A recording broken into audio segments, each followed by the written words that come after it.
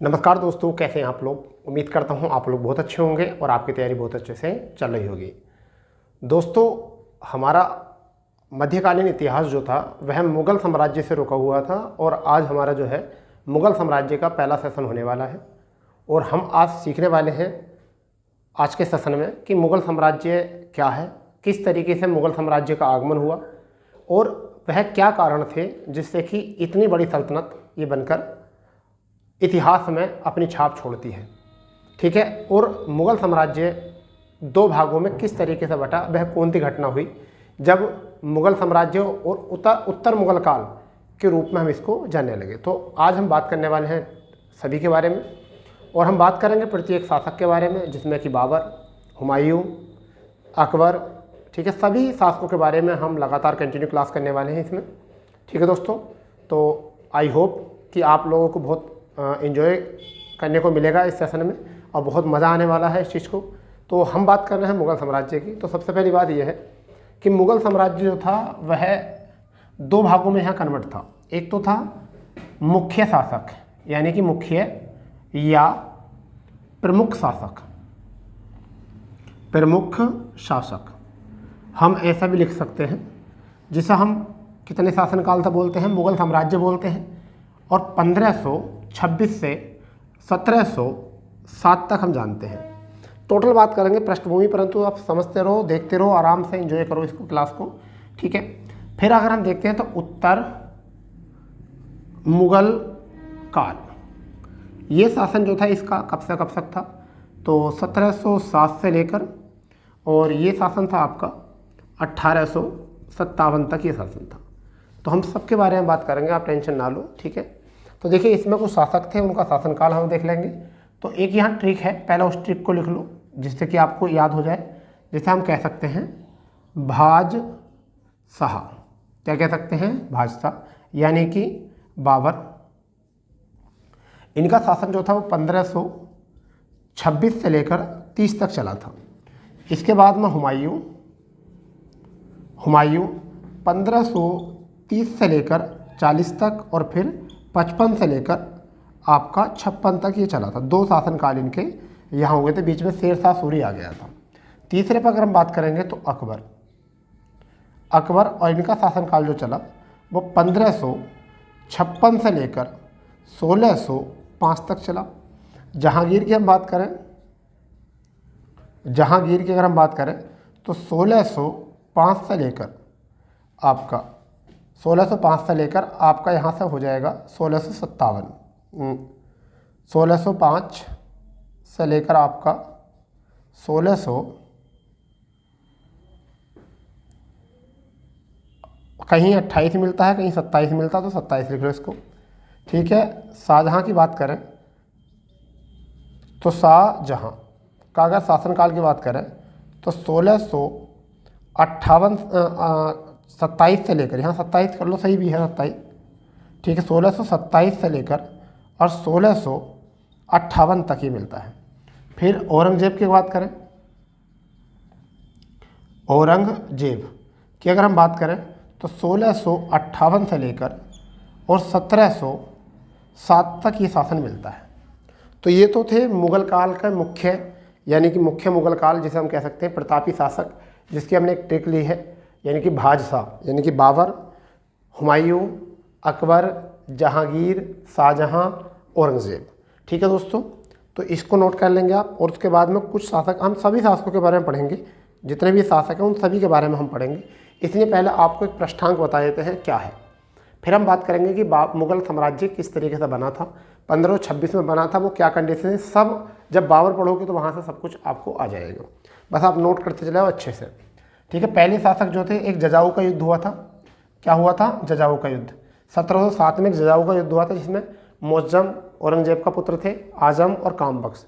तो मुअज़्ज़म इसमें जीत जाते हैं, इसे कहते हैं गृह युद्ध या उत्तराधिकार का युद्ध। तो उत्तराधिकार का युद्ध हुआ था, जजाऊ का युद्ध। बहुत सारी बातें सीखेंगे, फिलहाल में हम शासकों पर ध्यान कर रहे हैं जो इसके शासक थे। तो पहले क्या है यहाँ पर, बहादुर शाह प्रथम। आप सबसे पहले लिखेंगे बहादुर शाह प्रथम। इनका काल जो था वो 1707 से लेकर 12 तक था। दूसरे नंबर पर जहांदर शाह, इनका काल जो था वो 1712 से लेकर 13 तक था। इसके बाद में फ़र्रुख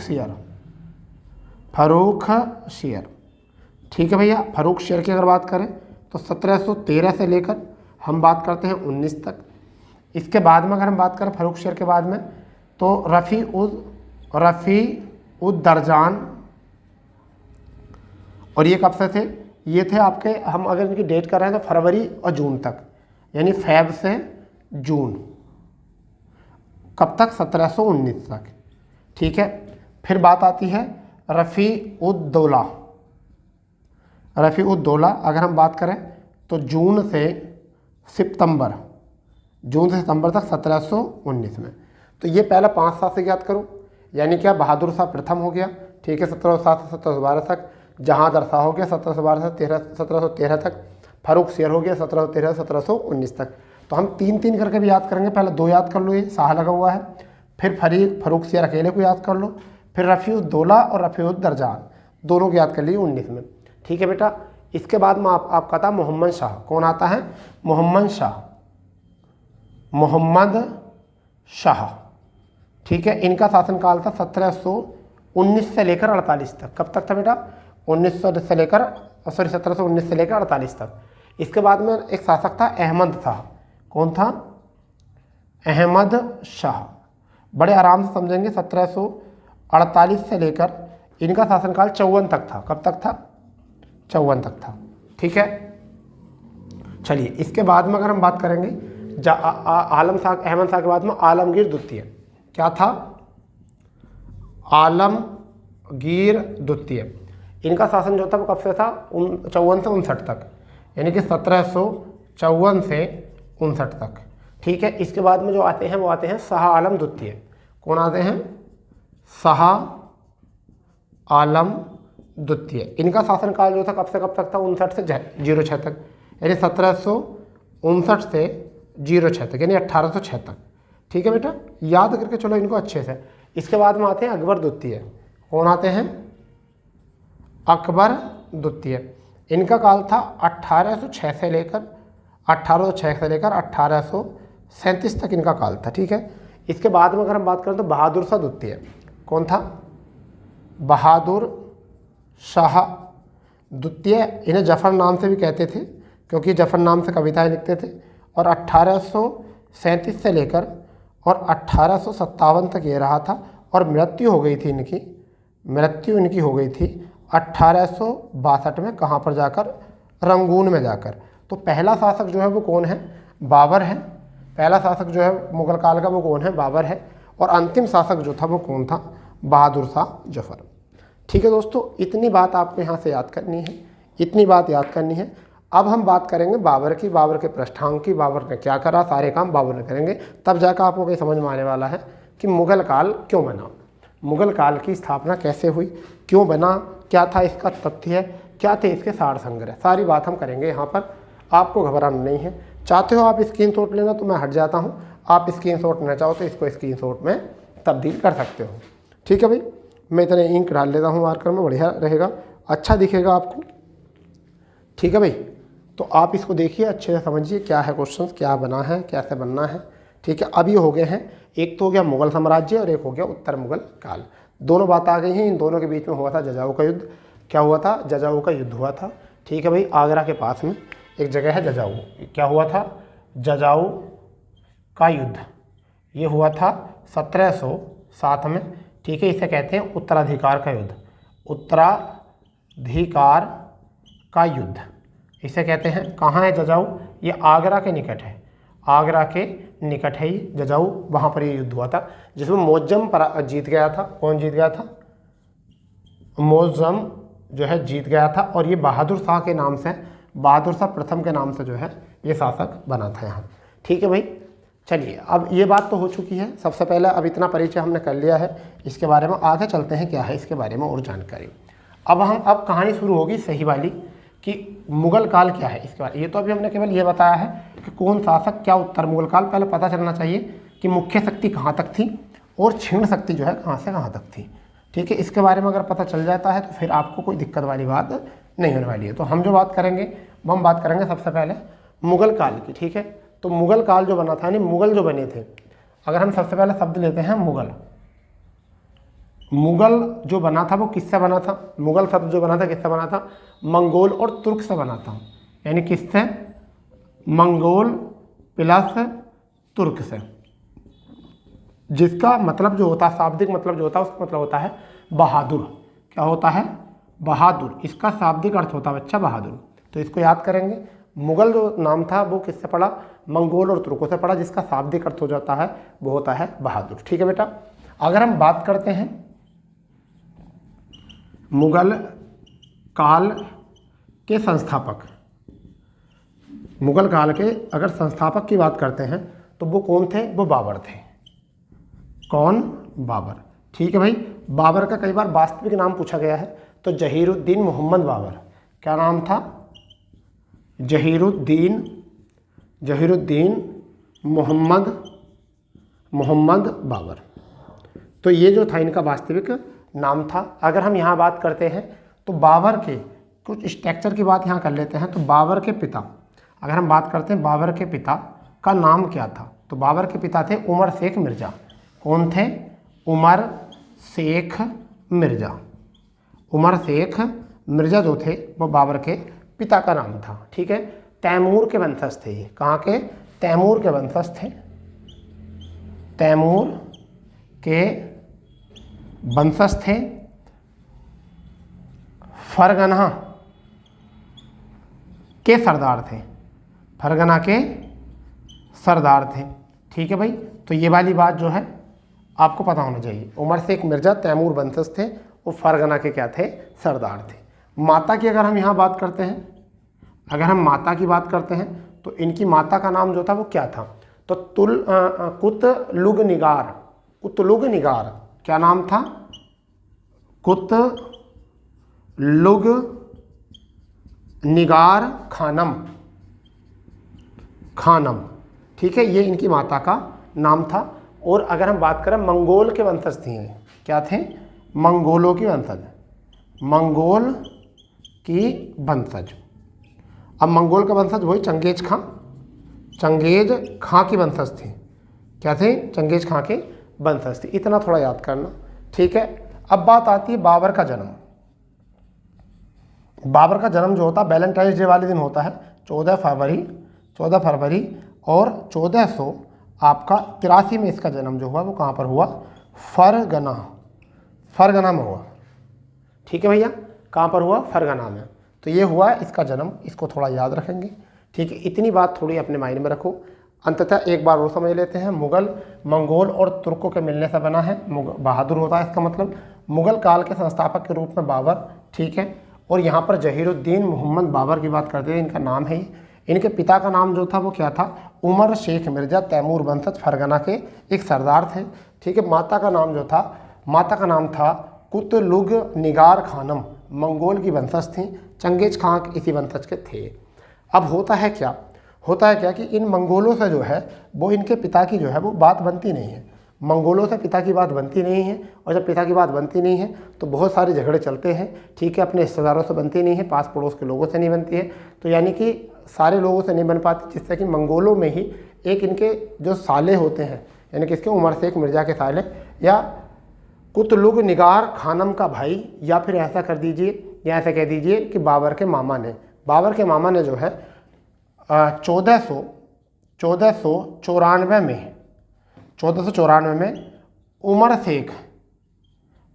शेख मिर्ज़ा की हत्या हो जाती है। क्या हो जाती है? हत्या हो जाती है। और किसने करी? ये किसने करी? बाबर के मामा ने। यानी किसने? बाबर के मामा ने। ये मामा ने हत्या करी मंगोल अभियान के चलते। किसके चलते? मंगोल अभियान के चलते। समरकंद के अभियान के चलते। समरकंद अभियान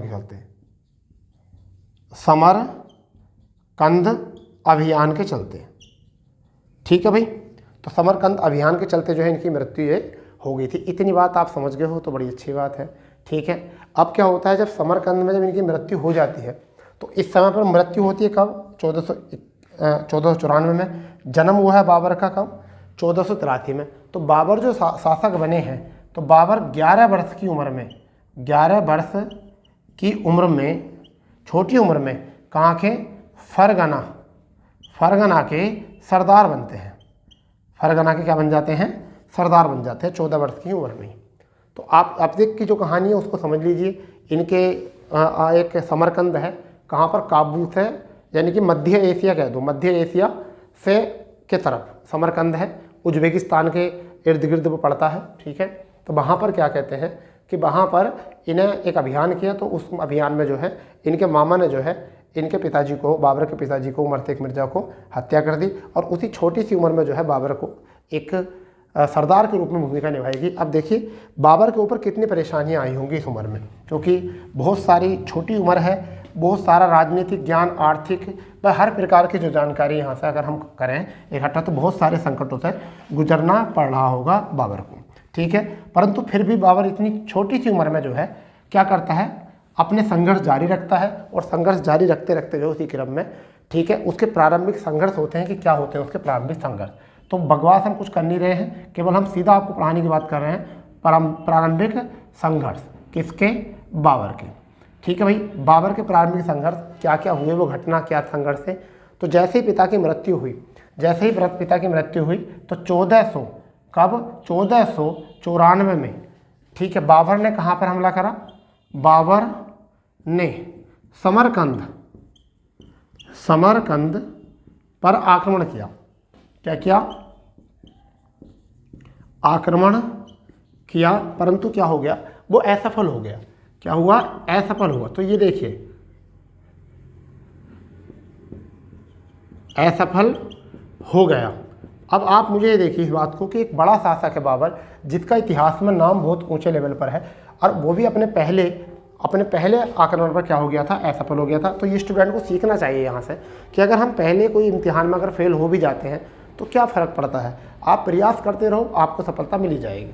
तो देखिए ये यहाँ देखिए, इसके बाद में क्या असफल हुआ, इसके बाद में 1497 में, 1497 पुनः समरकंद पर आक्रमण किया, ठीक है, और विजय हो गया। क्या हो गया, समरकंद जीत लिया, आक्रमण करके क्या जीता, ठीक है। और कितने दिन तक रहा, केवल 100 दिनों तक शासन किया, और उसके बाद में पुनः वापस आ गया, ठीक है। इसकी पहली प्रेफरेंस समरकंदी थी। तो 1501 में फिर, यानी कि 1501 में इसने समरकंद पर आक्रमण किया, और इस बार जो है ये 8 माह तक वहाँ पर शासन करता है। कितने माह तक शासन करता है, 8 माह तक शासन करता है। अंततः फिर वापस आ जाता। तो इसका मतलब समरकंद में पूरी तरीके से सक्सेस नहीं हो पाया। क्या नहीं हो पाया, सक्सेस नहीं हो पाया उसकी नीतियों के अनुसार, ठीक है। तो इस वजह से जो है इन्होंने सोचा कि चलिए कोई बात नहीं। तो 1504 में इन्होंने काबुल व गजनी क्षेत्र पर अधिकार कर लिया। क्षेत्र पर अधिकार कर लिया किस पर, काबुल व गजनी क्षेत्र पर अधिकार कर लिया भैया, ठीक है। और इसी खुशी में जो है इन्होंने 1507 में पादशाह की उपाधि धारण की, बादशाह की उपाधि धारण की।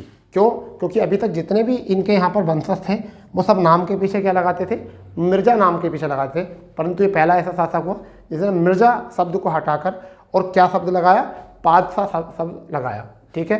और इन्होंने सोचा अब मेरा क्षेत्र अधिकार बढ़ गया है, मैं राजा हो चुका हूँ, 1507 में मैं जीत भी गया हूँ, ठीक है। तो क्यों ना मैं एक बार और पुनः ट्राई करके देखूँ। तो इसने क्या करा, 1511 में पुनः जो है समरकंद पर आक्रमण किया और उसे जीता भी। परंतु 1512 में वापस आ गया, 1512 में वापस आ गया, ठीक है भैया। तो अब आप ये देखिए कितनी मेहनत करी है। और जब मध्य भारत और समरकंद में, यानी क्या कर सकते हैं, नोट करके लिख सकते हैं बात को, नोट करके, मध्य एशिया व समरकंद मध्य एशिया पे समरकंद में असफल होने के बाद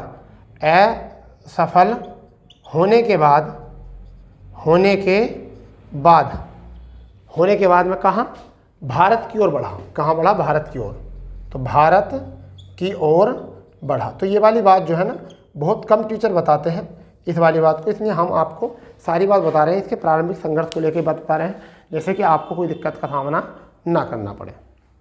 ठीक है, कोई भी दिक्कत का सामना ना करना पड़े। ठीक है भैया, तो ये क्वेश्चन बहुत इंपॉर्टेंट है, बहुत ज़्यादा इंपॉर्टेंट है भैया। ठीक है, तो पता होना चाहिए इसमें क्या है कंडीशन। एक बार रिकॉल करते हैं प्रारंभिक संघर्ष क्या थे।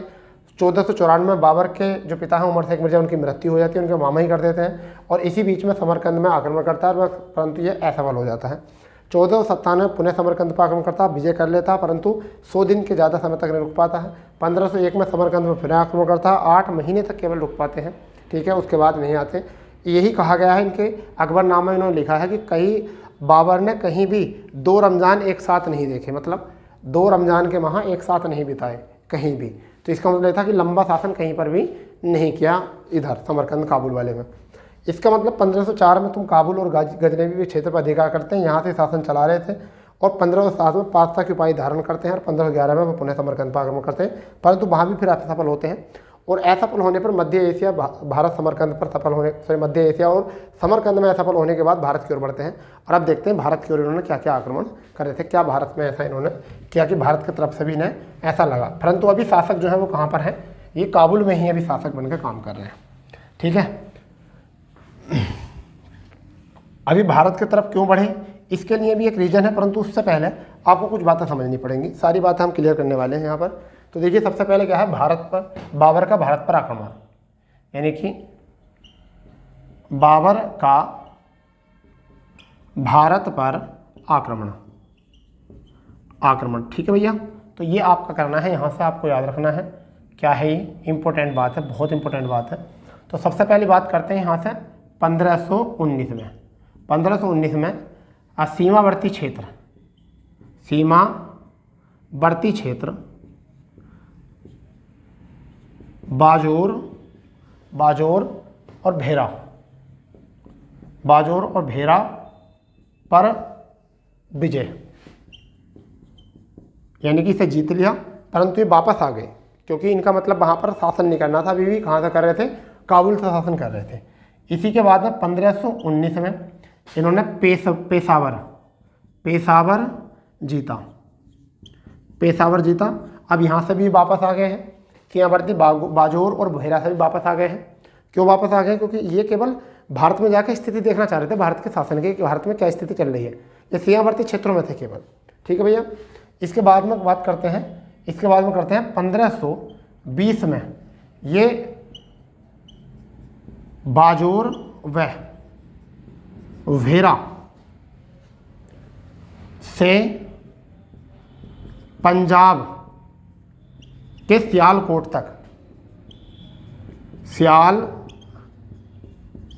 तक अधिकार कर लेते हैं। क्या कर लेते हैं, सियालकोट तक अधिकार कर लेते हैं। इस चीज़ को समझिए, पंजाब का सियालकोट, यानी कि ये नक्शा है आपका।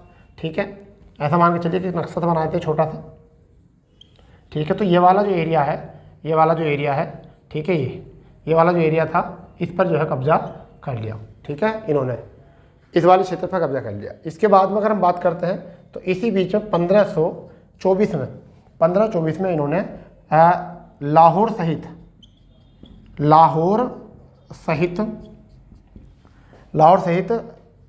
पंजाब का लगभग संपूर्ण क्षेत्र अपने अधिकार में ले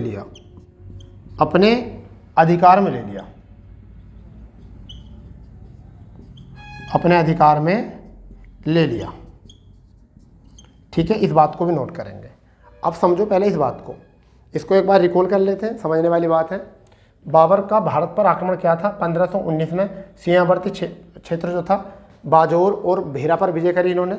ठीक है, और उसके बाद में पेशावर पर विजय करी 19 में, और 20 में जो है बाजोर व भेरा से पंजाब के सियालकोट तक अधिकार कर लिया, अपने अधिकार में ले लिया। ठीक है, और यहाँ पर 1524 में लाहौर सहित पंजाब का लगभग संपूर्ण क्षेत्र जो है अपने अधिकार में कर लिया है। तो ये था, अभी भारत के सीमावर्ती क्षेत्रों पर काम कर रहे थे। तो पानीपत का जो युद्ध हम पढ़ते हैं, पानीपत का जो युद्ध हम पढ़ते हैं, ठीक है, तो वो पानीपत का युद्ध 5वां आक्रमण था इनका भारत पर, ठीक है। परंतु भारत में एंट्री होने का जो था उनका पहला था। पानीपत का प्रथम युद्ध ये निश्चित कर देता है कि हम भारत पर सफलतापूर्वक हमने आक्रमण किया और हम भारत में शासन कर सकते हैं। परंतु भारत का सम्राट बनाना और मुगल साम्राज्य की स्थापना करना ये पहले ही करता है, परंतु ये निश्चित जो करता है कि अब हम यहाँ लंबे समय तक रहेंगे, ये खानवा का युद्ध करता है निश्चित। ठीक है दोस्तों, तो इसके बारे में थोड़ी सी बातें जो है हमको पढ़ के चलनी पड़ेंगी, इतनी बात है।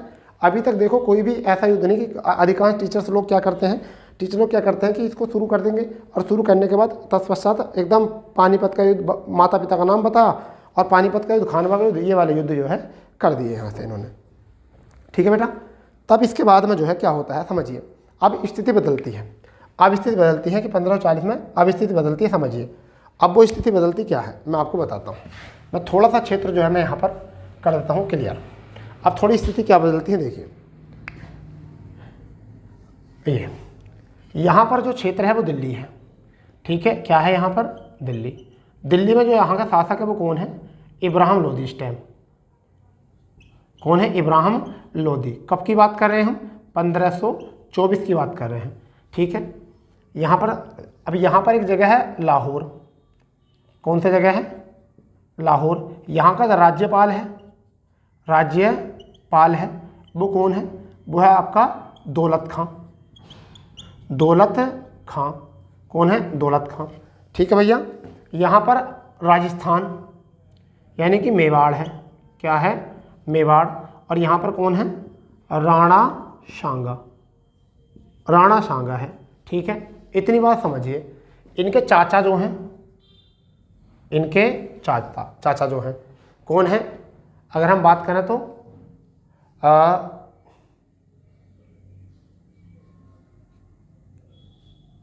इनके चाचा इब्राहिम लोदी के अगर हम बात करूं तो इनके चाचा हैं यहाँ पर, शायद कोई मुझे नाम ध्यान नहीं आ रहा उनका।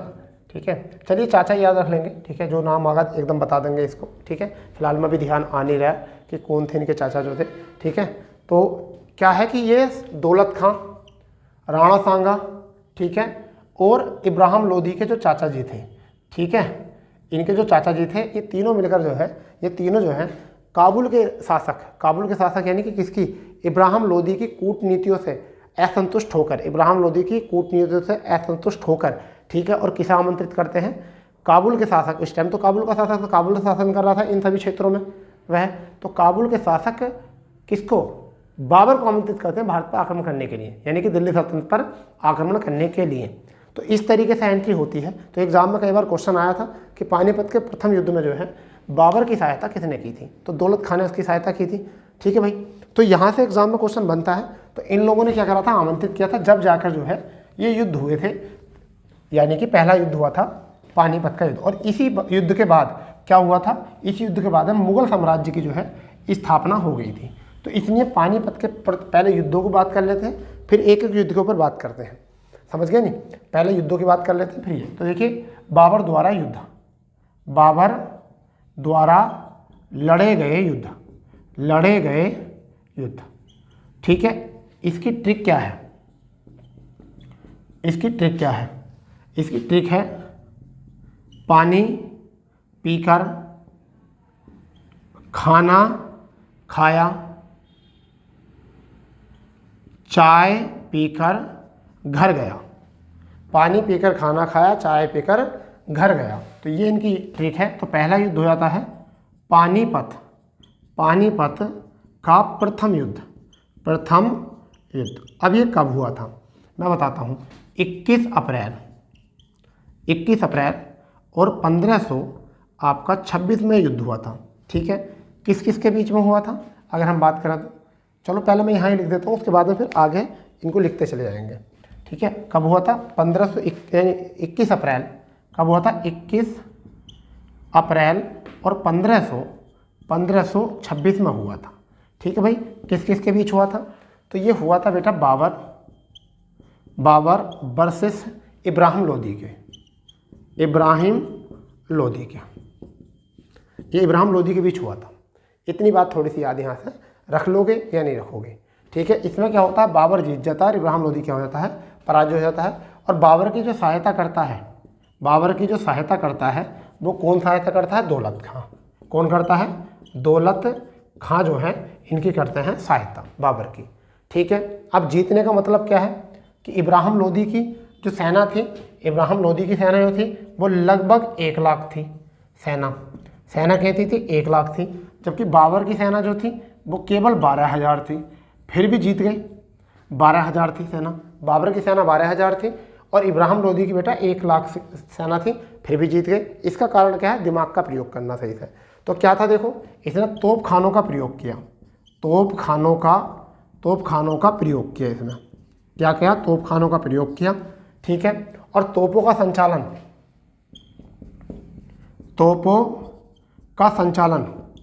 यहाँ क्वेश्चन आता है, तोपों का संचालन जो किया वो किसने किया था। तो तोपों का संचालन जो किया वो किसने किया था, ये पता होना चाहिए आपको, उस्ताद अली कुली ने।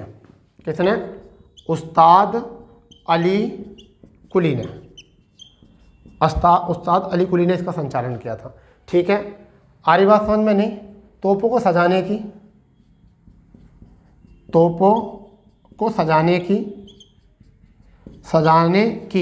उस्मानी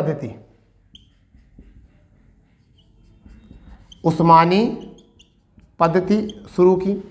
ठीक है भैया, उस्मानी पद्धति शुरू की। तुलगमा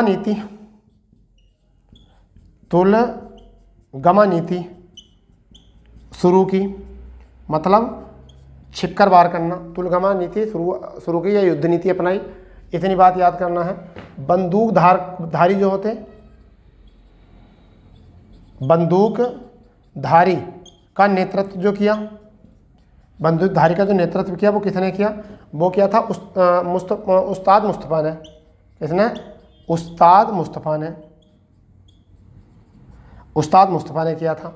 ठीक है भैया, और यहाँ पर क्या होता है, 1526 में, यानी क्या कर देता है यहाँ पर, 1526 में बाबर जो है, बाबर विजय हो जाता है और अपने आप को क्या कर देता है, बादशाह घोषित कर देता है। बादशाह जो है वो घोषित कर देता है यहाँ पर, इतनी बात याद रखना है। और अपनी उदारता के कारण, किसके कारण, उदारता के कारण क्या संज्ञा मिलती है, कलंदर की उपाधि मिलती है, उपाधि मिली। ठीक है भाई, समझो इस बात को, दोबारा समझो। पानीपत का प्रथम युद्ध हुआ, क्यों हुआ, क्योंकि भारत में आमंत्रित किया था, 21 अप्रैल 1926 को हुआ। बाबर और इब्राहिम लोदी के बीच हुआ। इब्राहिम लोदी यहाँ पराजय हुए और बाबर जो है विजय हुए। बाबर की सहायता की थी दौलत खान ने। सेना इब्राहिम लोदी की 1 लाख थी, फिर भी हार गई, और जबकि बाबर की कितनी थी, 12,000 थी, फिर भी जीत गई। इसका कारण क्या था, तोप खानों का प्रयोग, बारूद का प्रयोग, गोलों का प्रयोग, तोप का सजाने का जो संचालन करने का उस्ताद अली कुली ने किया था, जबकि तोपों को सजाने की उस्मानी पद्धति की भारी तोप है नीचे और हल्की तोप जो है ऊपर, जिससे कि आसानी से घुमाकर जो है उनसे निशाना लगाया जा सकता है। तुलगमा युद्ध नीति शुरू की थी। ठीक है, बंदूकधारियों का नेतृत्व किया था, यानी कि एकदम दिमाग से प्लानिंग के साथ किया था उस्ताद मुस्तफ़ा ने। ठीक है, धनुर्धरों की जो थी नेतृत्व ज़्यादा अच्छा था, धनुर्धरों की वजह से जीते थे। ठीक है, उदारता के कारण क्या है, यहाँ पर कलंदर की उपाधि इनको मिली और इन्होंने बादशाह जो है घोषित कर दिया था अपने आप को। ठीक है, इतनी बात आप समझ लेंगे यहाँ से, बिल्कुल अच्छे से समझ पा रहे होगे आप, बिल्कुल अच्छे से समझ पा रहे होगे इस युद्ध के बारे में। ठीक है भाई, अब पानीपत को आप सब जगह जानते हो कि पानीपत कहाँ है। ठीक है, हरियाणा में वो जगह है पानीपत, वहाँ पर ये युद्ध हुआ था। ठीक है भाई, अब एक युद्ध और बचता है जिसकी हम बात, अभी तो 3 युद्ध और हैं, परंतु हम दूसरे युद्ध की बात करते हैं, इसको नोट कर लिया हो तो। ठीक है, तो हम जब अब दूसरे युद्ध की तरफ चल रहे हैं, ये तो टिक उटिक लिख ली हो तो ठीक है। तो दूसरा युद्ध जो हुआ था वो कौन सा हुआ था भैया, अभी पैट के पेपर में आया था, खानवा का युद्ध। क्या हुआ है, अभी खानवा का युद्ध अभी पैट के पेपर में आया था। तो दूसरा था खानवा का युद्ध। तो ये कब हुआ था, ये 16 मार्च को हुआ था, 16 मार्च और 1527 को हुआ था। ठीक है भाई, अब ये खानवा कहाँ पर है, ये खानवा जो है राजस्थान में है, खानवा कहाँ है, राजस्थान में एक जगह है, वहाँ पर हुआ था। ठीक है, किस किस के बीच में हुआ था, बाबर वर्सेस मेवाड़ के शासक, किसके? राणा सांगा, राणा सांगा। ठीक है भाई, इसके बीच में हुआ था। यहाँ पर राणा सांगा की पराजय और बाबर जीत गए थे। अब यहाँ पर एक बात है समझने वाली। पहला युद्ध का कारण तो था कि क्या था? पहले युद्ध का कारण ये था बेटा, एक बार मैं क्लास देख लेता हूँ, मुझे ऐसा लग रहा है कि क्लास मैंने आज चेक नहीं की, तो कहीं ऐसा ना हो कि हम मेहनत बेकार ही कर रहे हो। ठीक है, चलिए सही चल रही क्लास। तो मैं बताता हूँ कि क्या था कि पहले युद्ध का तो कारण था हमारे पास। क्या कारण था? क्योंकि हमें लोगों ने आमंत्रित किया था। समझ गए नहीं क्या था? बाबर को आमंत्रित किया था। सॉरी, वो पढ़ाते वो फ्लो आ जाता है। तो बाबर को आमंत्रित किया था हमारे लोगों ने, जो है कि जो हमारे देश के अंदर थे उन्हें क्या करता? आमंत्रित किया था।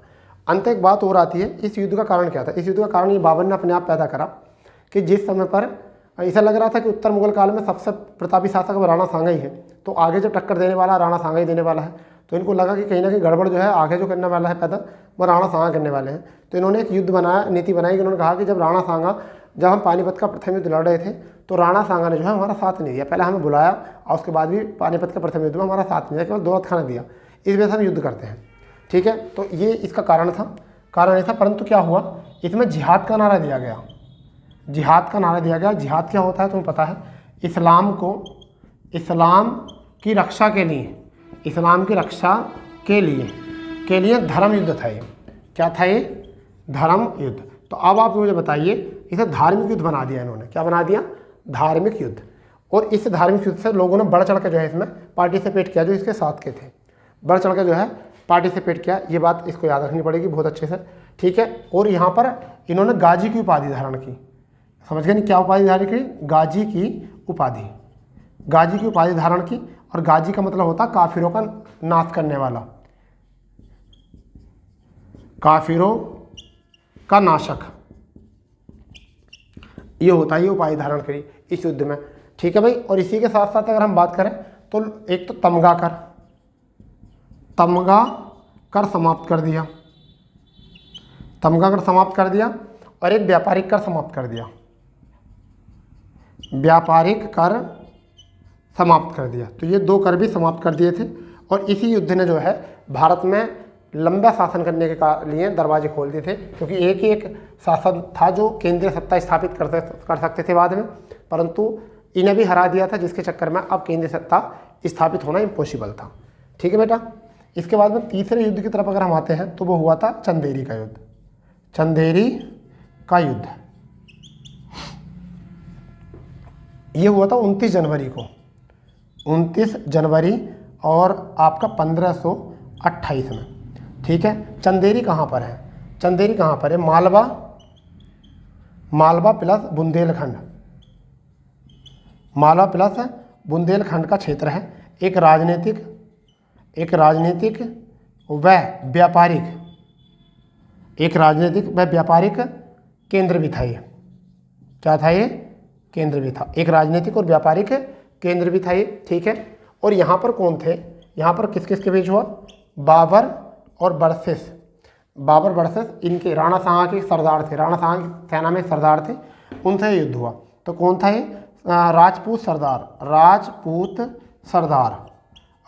सरदार मेदिनी राव से ये युद्ध हुआ। किससे?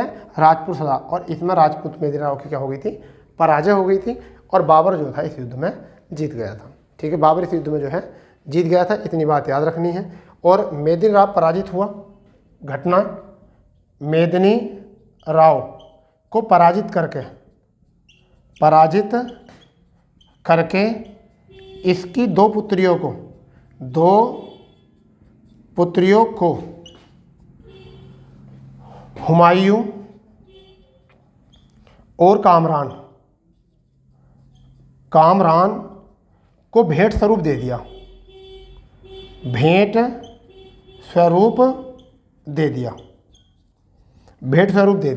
ठीक है, हुमायूं कामरान को भेंट स्वरूप दे दिया कि क्या करना है, आपको दासी बना के रखना है, अपने महल की सफाई करानी है, कुछ भी करो इसे।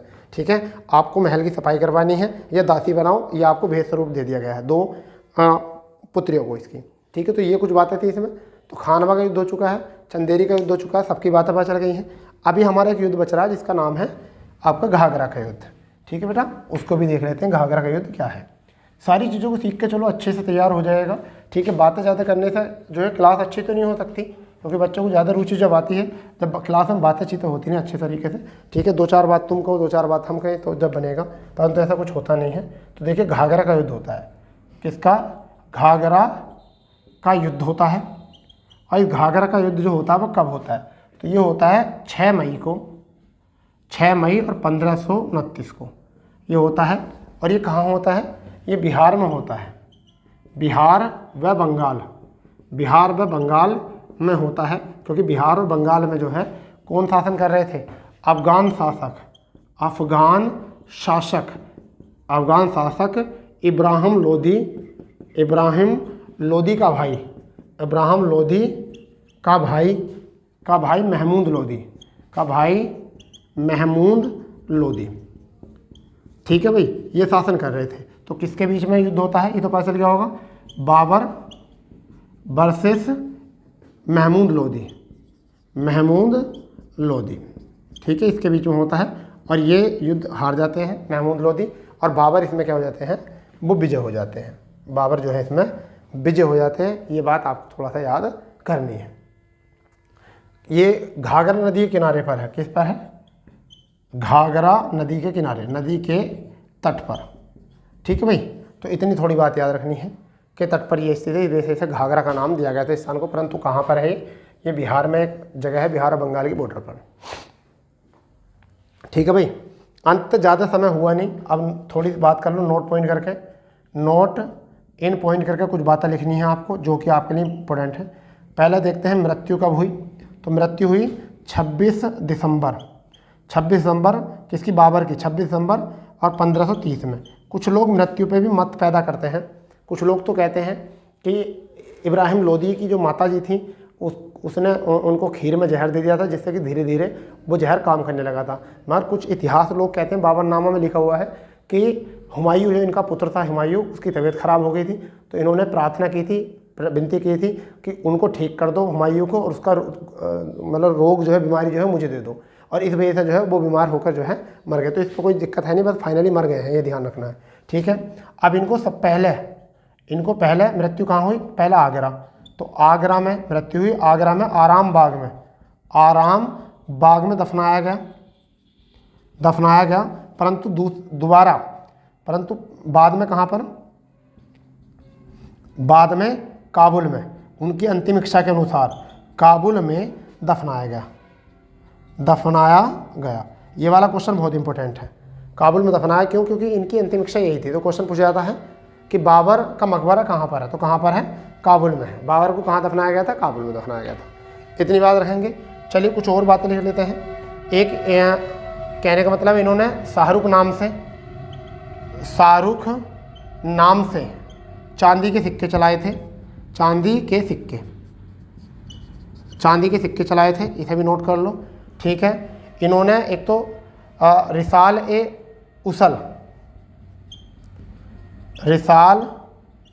उल उसल जिसे किस नाम से जाना गया था? शायद खत ए बाबरी के नाम से जाना गया था, खताए बाबरी ना खराए बाबरी। तो देख लेते, खत ए बाबरी शायद, खत ए बाबरी के नाम से जाना गया था। ये इसकी रचना की थी।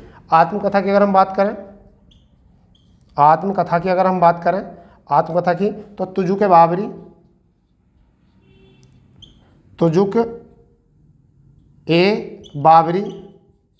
ये लिखा था, तुर्की भाषा में लिखा था। किसमें?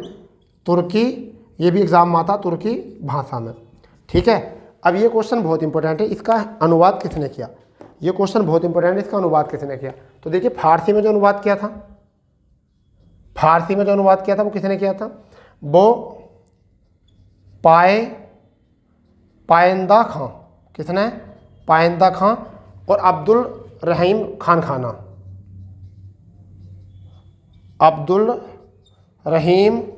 खान खाना ने। तो फारसी में अनुवाद किया था पायंदा खां और अब्दुल रहीम खान खाना ने, जबकि अंग्रेजी में अनुवाद जो किया था तो नाम था उनका बेवरिज, श्रीमती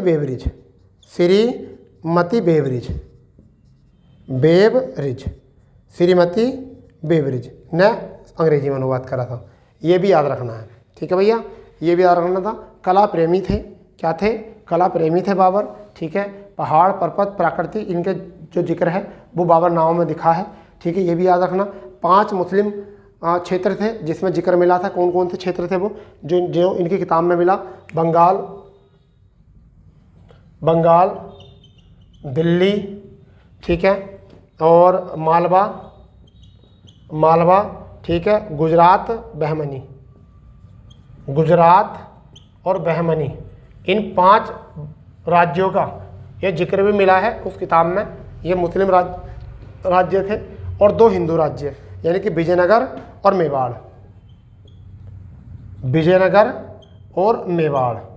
का जिक्र भी यहाँ से मिला है। 2 हिंदू राज्यों का और 5 मुस्लिम राज्यों का जिक्र मिला है इनकी पुस्तक में।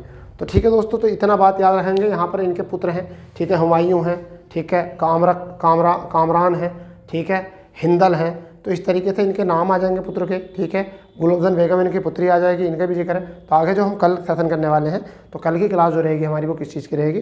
वो हुमायूं और शेरशाह सूरी के बारे में रहेंगे।